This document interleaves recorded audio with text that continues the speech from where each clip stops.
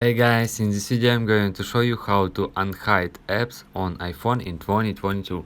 I show you when you tap on any of app, on remove app, then tap on remove from home screen.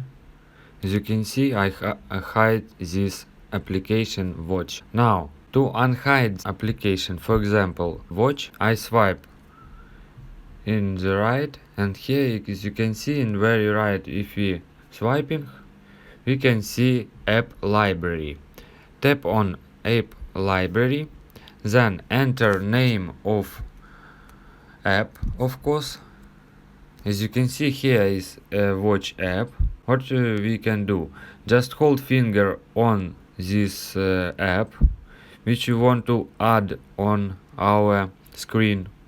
I show you, just hold finger, and as you can see I can move this icon. Now just put on any place of the screen on your iPhone this icon of app.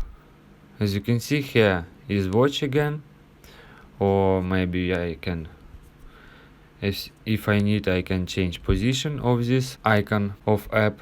And now just tap on the home button and save position of all icon. If you guys have any questions, let us know at the comment below. If not, don't forget to like and don't forget to subscribe.